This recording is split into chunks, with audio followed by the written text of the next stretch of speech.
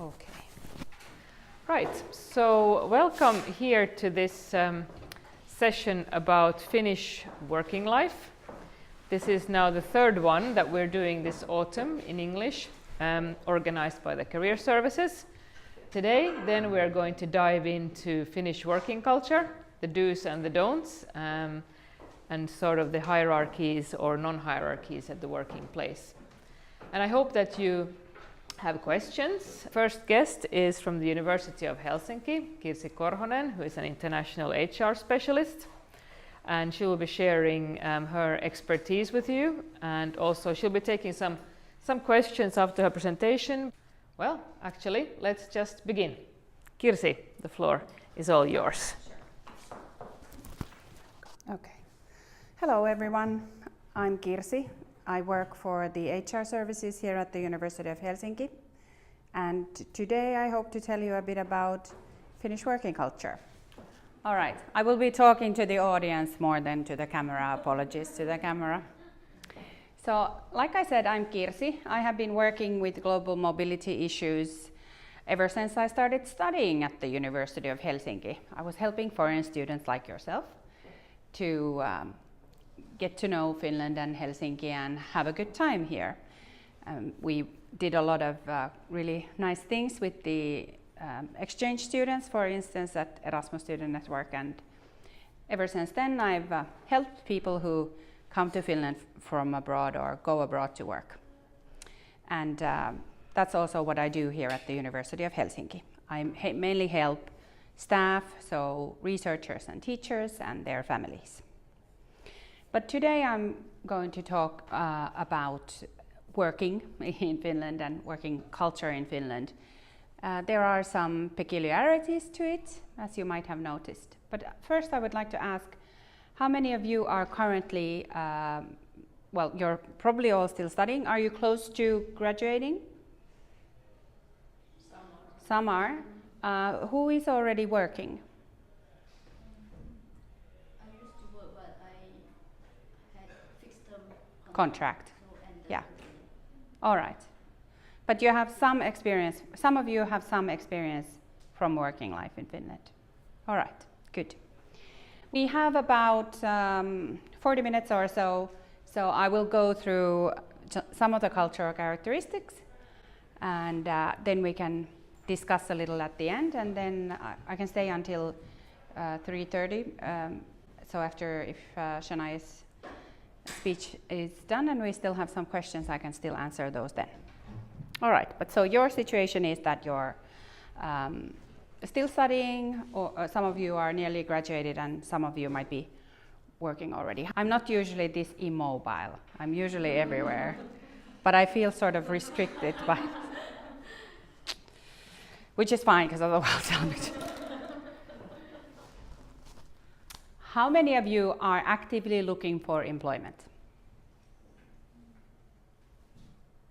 All right, and the rest of you already have some or are just here out of sheer interest towards Finnish working life. Cool. So I will go straight to the culture. Now, Finns are different to other people, you might have noticed, but in a good way. We are maybe shyer, more reserved. Oh, one disclaimer, lots of stereotyping to come in the next 40 minutes. Bear with me.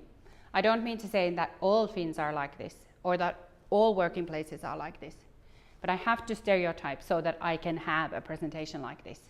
If I was to say everybody is just strictly an individual, I could just talk about myself, Anna could talk about herself, and there we go. But since we do share some similarities, we'll talk about those. So, in general, your typical Finn is quite moderate, we're quite sensible, hardworking. We are quite private, which is also extended to working life. So we don't, for instance, we don't like to mix professional and private lives together immediately. There's a lot of communicative things in Finland that are baffling to foreigners. For instance, our tolerance of silence. We can shut up for many hours, and that's fine, even in company. You might even ask us a question we're still going to be very quiet and not answer anything. You may have noticed this at lectures when professors or the lecturer asks for opinions or comments. They might not always be forthcoming. Obviously, there are very different people in Finland, so some of us are more prone to ask questions than others. But silence is really important, and it's something that it's an important characteristic of Finnish culture. So I would really pay attention to it. It's not a negative thing at all. Lots of Asian cultures are very comfortable with it, but then, for instance, some Latin American cultures might be very confused by it. Also, one important characteristic of communicating with Finns is turn taking. If you've noticed, we're very good at queuing. We take our place, we stick to it, and if somebody crosses the queue or cuts in the queue, we might not say anything, but we look upon them very, very badly. And we're also very good at waiting for our turn in a communicative situation. So Matti, for instance, do you know Finnish Nightmares? Finnish Nightmares is one of my favorite cartoons to use in cultural training, because it really does portray Finnish culture in a good way. So Matti, for instance, will take his turn to speak. It might never come if Matti is talking to a very, very talkative person, but still he will wait. For instance, I'm quite talkative, but even I have this Finnish characteristic of trying to wait for a suitable time to have my say. And then if there's somebody in a conversation who is constantly cutting in or talking on top of other people, I get really annoyed. So I might wait for 5 minutes to have my piece, and there's continuously somebody jumping in, and then I get a little bit frustrated and sort of just ram in there. And then I feel bad about it. But then probably for that other person who was cutting in all the time, it's how they do things. And you can really see that in some seminar or lecture situations as well. It's good if you're, like for me, especially if you were a room full of Finns, I would take special care to note who is raising their hand so that everybody has a say, and I have to acknowledge them somehow. Obviously, I will do the same to you. It's not a courtesy that I extend only to Finns. A bit more about communication. I think communication is a really important aspect of culture, and they are strongly linked together, just as languages. I don't emphasize it on the slides, but my biggest tip for you on anything related to integration is the language. Learn the language, at least a bit of it. Language and culture and communication are strongly linked. And since communication, our appearance and the way we communicate with others are the first things that other people see. They are also the first things that your recruiting officer or whoever is the recruiter will see, or your new supervisor will see, or your new colleague will see. So you have to take care to give the right kind of image, also with communication and also with your appearance. I'm not saying that you have to be a different person, but if you want to present yourself as an amiable, positive person, then think a bit about how you can do that. And obviously, learning some of the Finnish communicative characteristics will help. So, what do you do when you go to work, you meet your first colleagues, or you go to the interview and you meet the recruiter? First day, of course, you were on time, because being on time in Finland is paramount. Then you shake hands with people you don't know yet. You don't start hugging them. They will just freak out and not talk to you for a week. So shake hands, and a good firm handshake, not this sloppy fish. I hate that. It tells something about you as a person. You give a good firm handshake. If you're very timid and or if you're worried that your hand is really clammy from sweating, that's fine. Just try to have some sort of strength in it, at least a little. And like I said, don't hug, don't kiss people that you do not know. When you meet your supervisor, colleague, or the recruiter, you will most likely go to a first name basis quite quickly, unless they're somebody who is very high up. Like if you're being interviewed by the president, you will call them Mr. President, but not even our professors at the university always want to be called professor. They sometimes prefer to be called whoever they are, Jonas or Anneli. So we go to a first name basis quite quickly, but then bafflingly, we don't repeat the first name. We don't use titles and we don't use names, even at work. So it can be really, really difficult for you to learn other people's names or what they do. It does take time, doesn't it? Yeah. So try to remember when you've been to the interview or when you're going, try to remember who the people are that you're supposed to meet. Have a look at the website, check their names, because you might hear it once. So you have to do the learning bit first. Also, when you meet your new colleagues at work, maybe make some notes and or find sort of a buddy in the work group that you can ask, I really don't remember what her name was and what did she do again? It's fine to ask, but do not expect to hear everybody's name several times, because in Finland it's kind of puts you on the spot if your name is repeated, so we don't like it.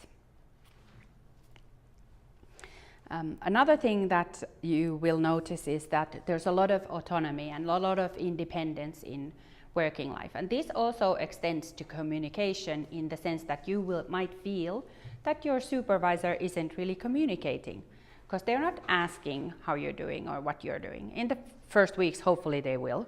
Hopefully you'll get a great induction and they will go through all the details with you. They will tell you what they expect from you and how they expect you to perform your job and what the schedules are and everything else. But it could be that they don't follow up on it as often as you might be used to or you might hope. So your Finnish supervisor most likely will stay in the background, expect you to do your work and be proactive.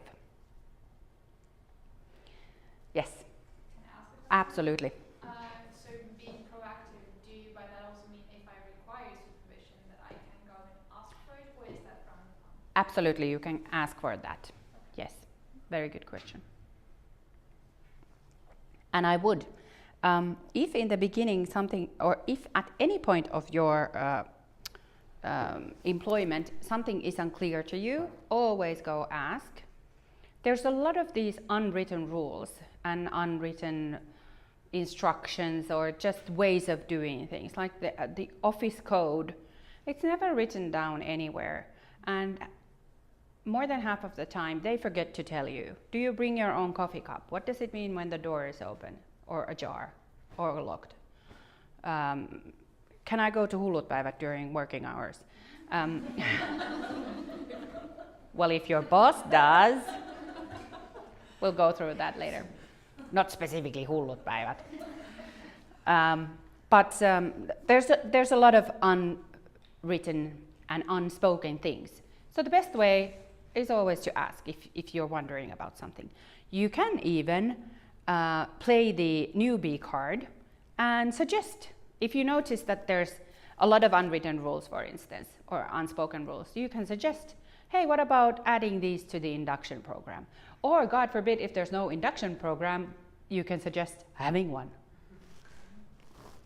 That might also happen. There will be a big difference also between companies that are used to having non-Finnish staff, and organizations that where you might be the only one or one of the few. This we can also see at the university.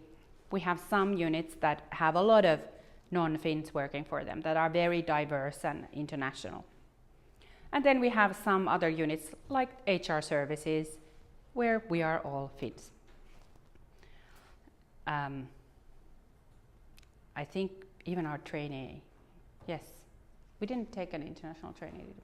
Anywho, in admin, lots of Finns at the university, but some of the units have a lot of teaching and research staff from abroad and students, obviously, of course.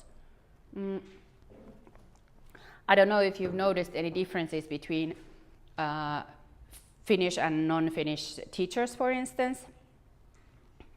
There might be some differences how they teach or how they do their lectures and how they expect you to do your homework, or how open they seem to questions, for instance. And you can derive some of that from here. Another thing that you will, I feel like I'm really rushing through these things, so just do tell me if I'm talking too fast or if you want to focus on something. I have like 40 slides. But yes, anyway. Another thing that you might not hear that much is praise. So your supervisor will not be checking up on you constantly, and they will also not be commenting on your work that much. It could be that you get most comments for your work from your colleagues or collaborators. And you can always ask. It is good to agree on a follow-up discussion on your induction. Your trial period is usually 3-4 months. That's a very normal trial period. And after that, usually you have a review or a follow-up discussion. How are things going? What do you feel about the tasks? And how is the company? Is the employer happy with you? And maybe you can hope for a little salary raise and so on. But so you can always ask your supervisor to modify their communication, for instance, towards you. And that conversation is with your supervisor? Yes, that is with your supervisor. Because your supervisor is the person who should be closest to you, who should be monitoring you, and who should know how you are doing, whether your tasks are suitable for the company or for the employer as well, if that's something that the employer needs, and if you can perform well. Sometimes HR might be involved as well. It depends on the process in the organization, but usually it's your supervisor.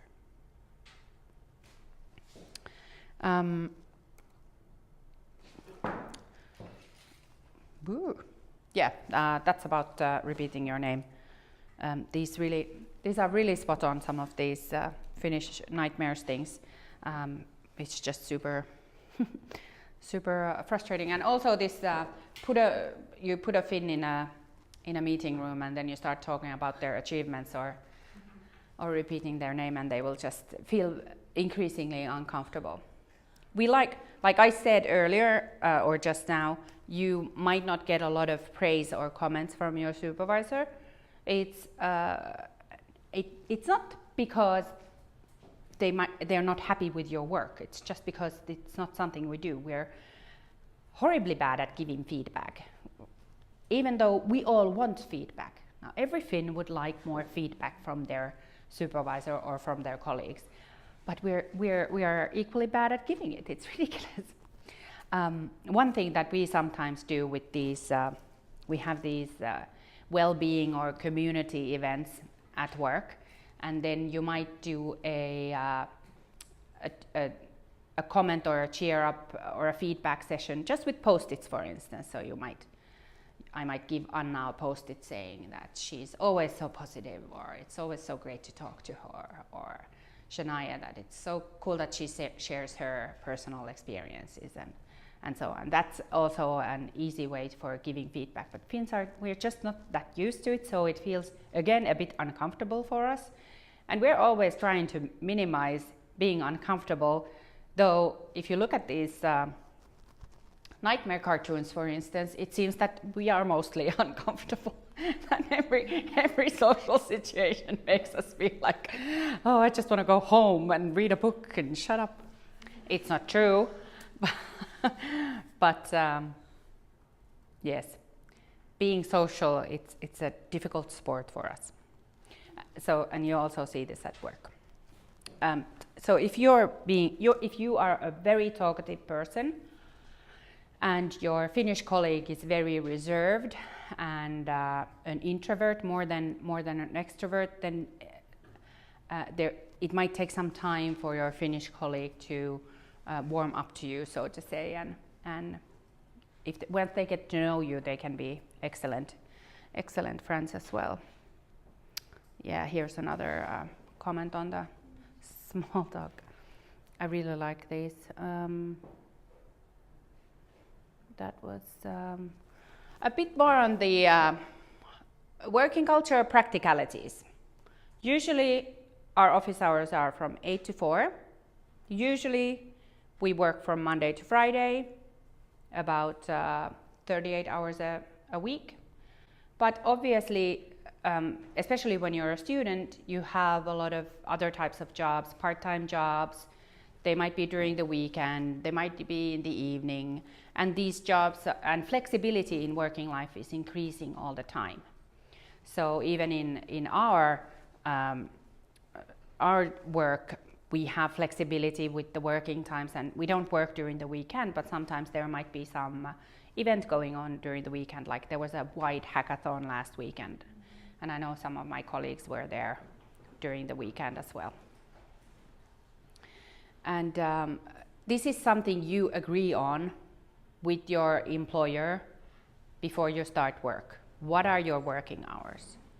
You can also have a zero work contract. She's bored now. Zero work contract, which means that you will be called upon when needed. A lot of times if you do freelance-based or consultant work, this is what you'll have. So when there's gigs, there's work. And when there isn't, there isn't. And that's fine.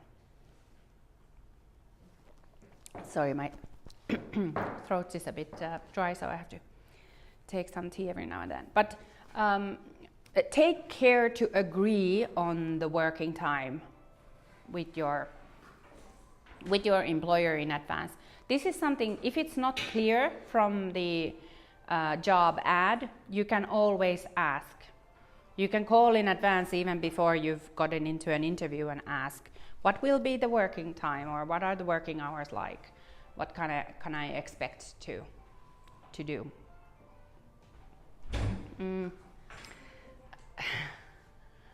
The problem of having way too many, it could be anywhere. What did I want to say? If you aim to work as a researcher, you will, or in a very high position, you will have an annual workload. So directors, leaders, researchers more likely have an annual workload than a set amount of hours per week, for instance. And this also then means that they don't usually have to clock in. We clock in.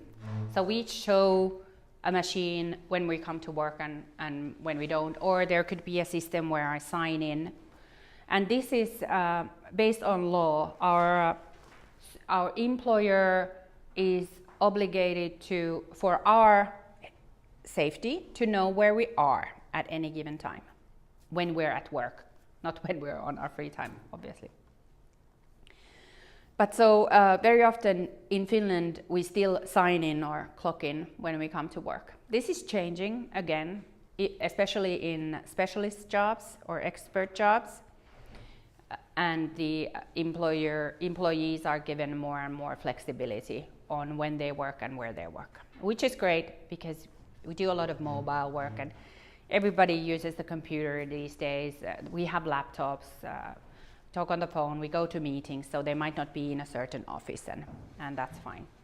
But sometimes you will notice that the legislation is still more traditional, older, and a bit inflexible. But then again, it might have to be so that there are at least some clear boundaries or some framework to follow. And the legislation regarding employment, for instance, in Finland, very much has to do with safeguarding the employees, also safeguarding employment in Finland in general, but safeguarding us so that we are not overworked, that we get a decent salary, that we have reasonable hours and good working conditions. So it works very much in our favor. I digress onto legal matters sometimes because it's all underlying here. Also what we have is collective agreements within different fields.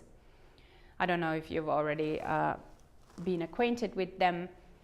So if you work if you work at the university, for instance, there's a collective agreement for this, or if you work in the social service sector, there's a collective agreement for that. And if you're a truck driver, they have a collective agreement, and so on. All right, back to practicalities. Unless somebody has a question on the legislative side at this point. No. Lunch hour is relatively early. You probably noticed that.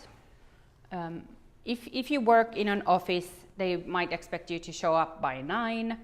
Then your Finnish colleague will already be hungry at 10:30 because they came from Tuusula and they had to leave early because of traffic and children. And so 10:30 they're like, oh, so hungry, and you're like, I just woke up. That's me. I come to work between 9 and 10, and then I have breakfast at work, and then when my colleagues at 11 are like, should we go eat? I'm like, no. Because I will stay until 5 or 6, so I need to have lunch at 1. One really important aspect of Finnish working life, or life in Finland in general, is the balance between work and free time. We work when we're at work, and then when the working day is done, we can go and do something else with our time. Finns are generally very productive at work.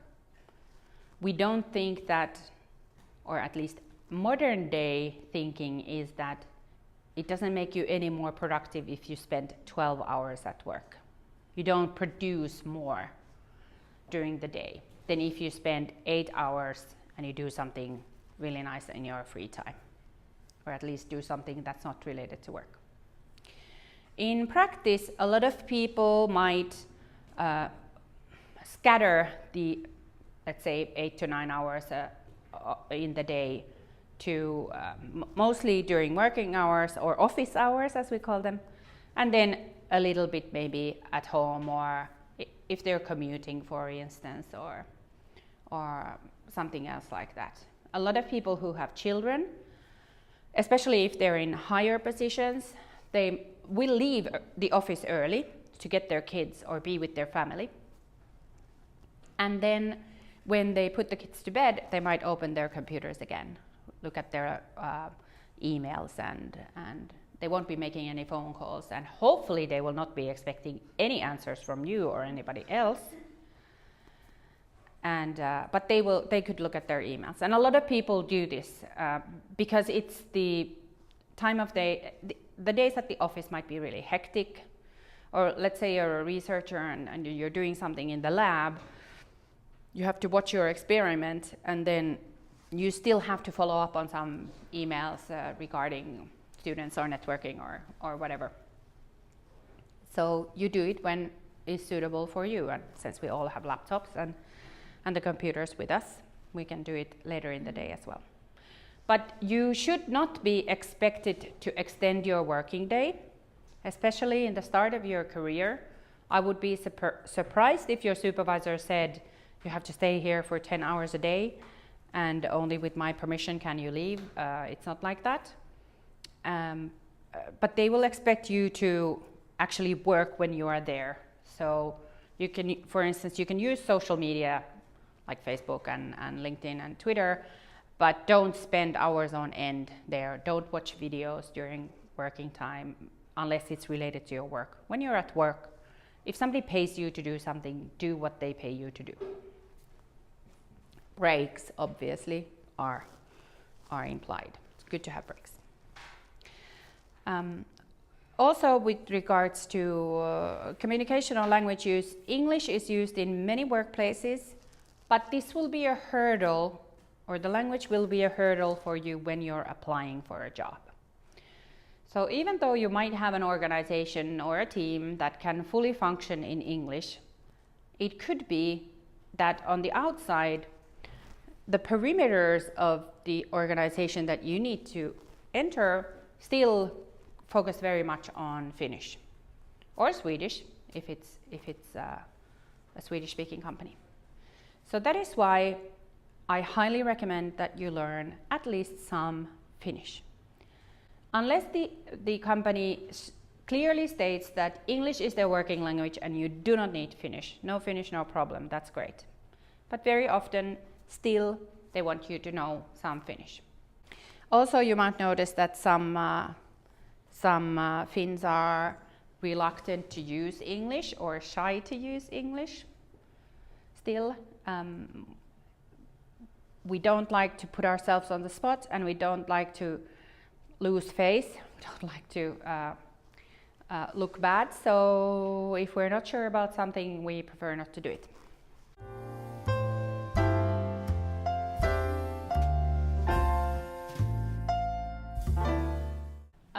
Well, I would go with the language that the majority prefers.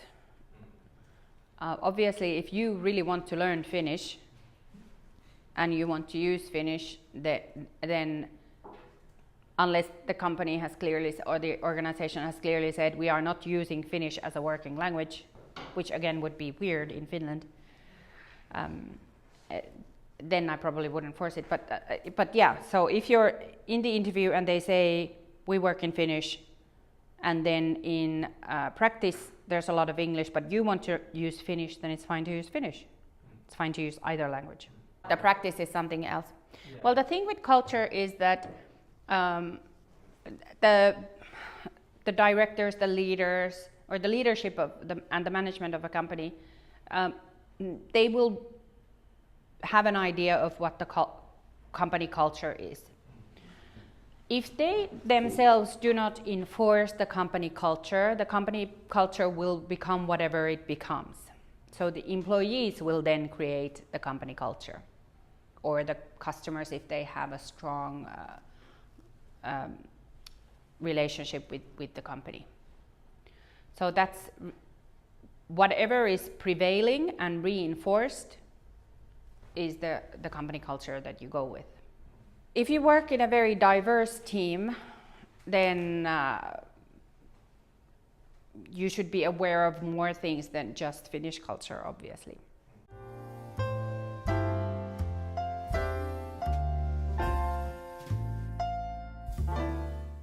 On the hours, HR says researchers and teachers have an annual workload, and this workload should not be exceeded.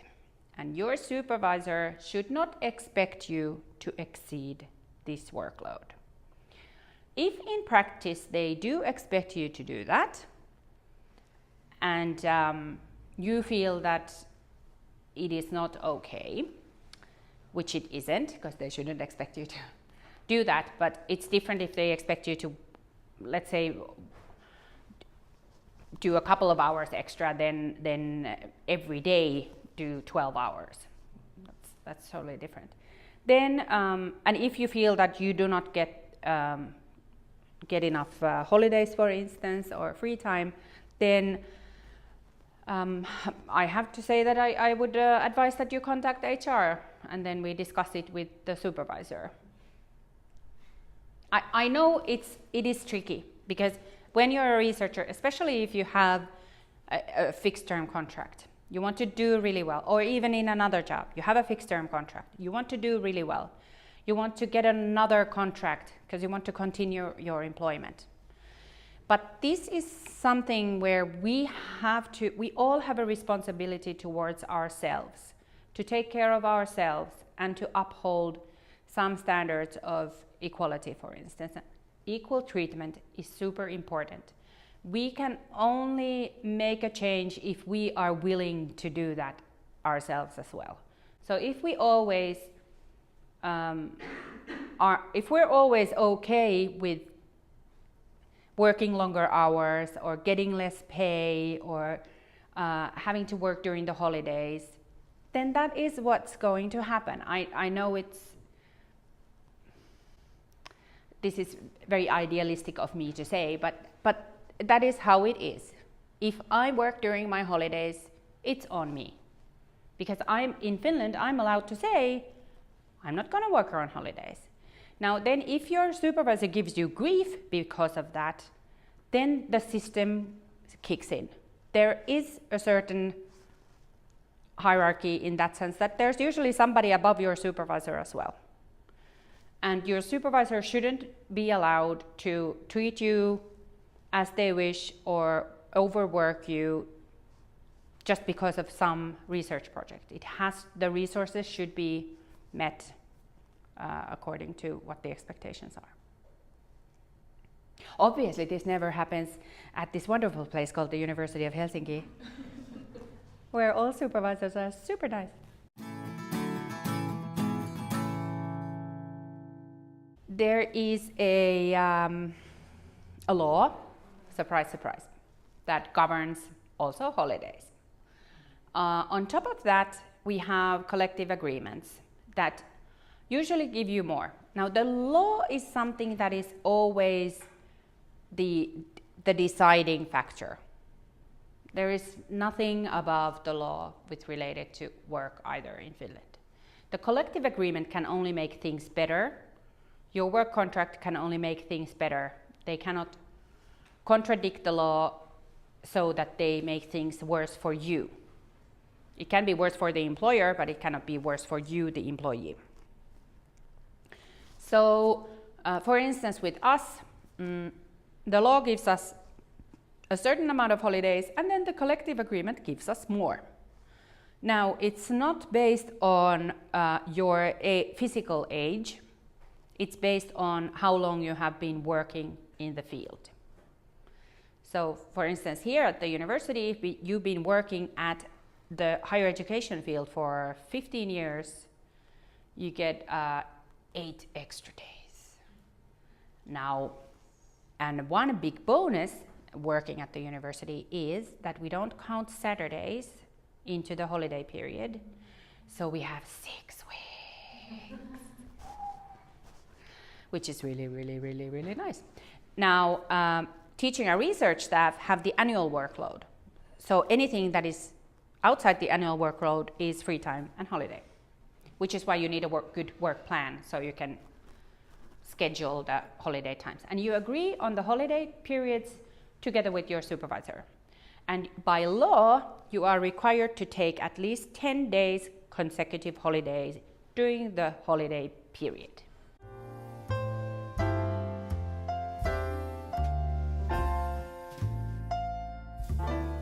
If you haven't checked out the pages of Akava, then you can check the pages of Akava.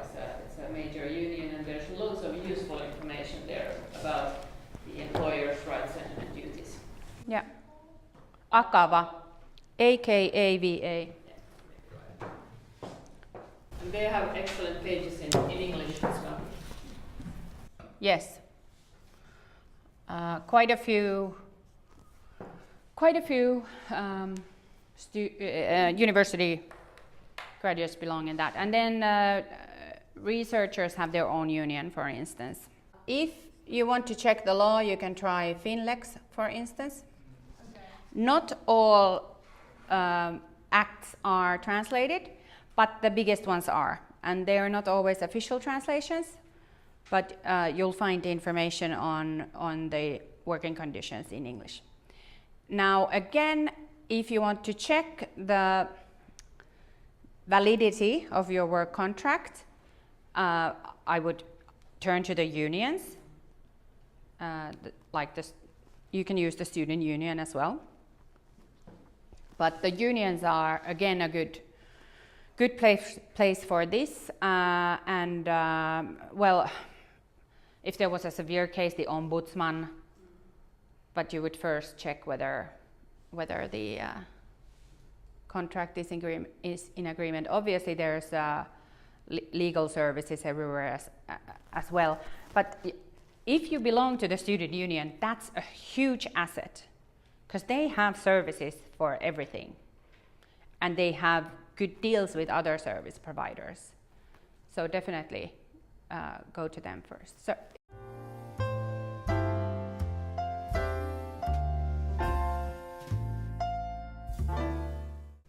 Well, during the trial period, you cannot be fired for anything discriminatory, but the employer doesn't have to tell you why you are fired. So, if you are let go during the trial period, my recommendation would be that you ask for some basis for the decision. They don't have to give it to you, but if they are a good employer and they want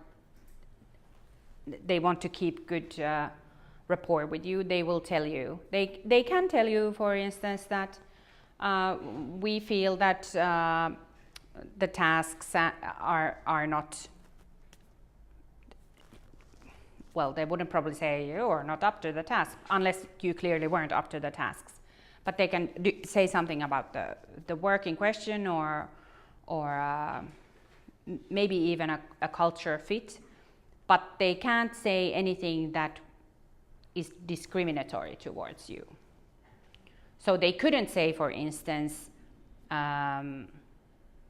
language. If they've hired you and they've thought that you have the language skills already, then I would really question if they fired you based on language skills, for instance.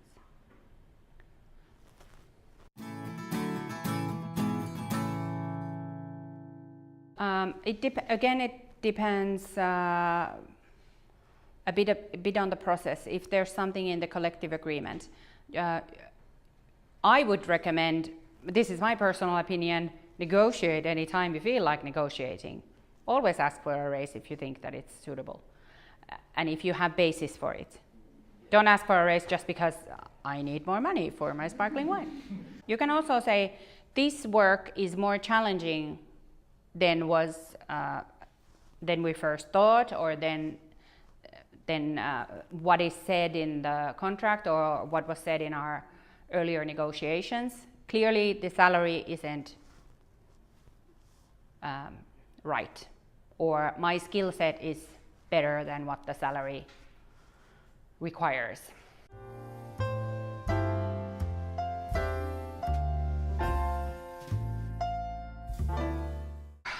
Finns do not talk about money. In some areas Finns talk about money, like Pohjanmaa, but in the capital area Finns do not like to talk about monetary issues that much, at least in most circles. So no, I wouldn't ask my colleague what they earn. Like, I'm really good friends with one of my colleagues. I don't talk salary with her either. But luckily, the unions, again, they have a world of information. The unions will have median and average scales for each jobs. I actually included one scale here too, but since we're talking about culture and not the practicalities, we're not going into that. But yes, what you should do is first do a little research on what is the median earnings and the average earnings in your area, and then write down some justifications. Why do you think that your salary should be raised? And then go with that to your supervisor.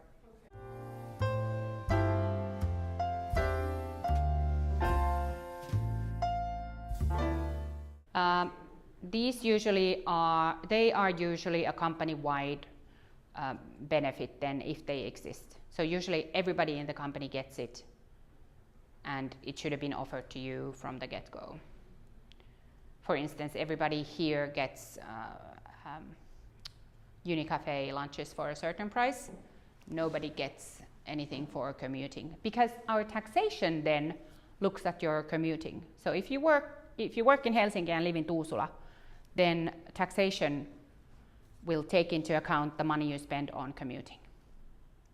I have some videos for you that you can have a look at, just to leave on a humorous note. Especially this Finnish comedy show, Siskonpeti, is very good, and they will tell you some common issues with working life, so have a look. In general, working life and working culture in Finland is good for you. It's nice to work here because life is about more than just work. It will take time for you to get to know your Finnish colleagues, but that's okay. We're great people once you get to know us. So do spend the effort and make the effort and spend the time on that. Thank you so much for your time.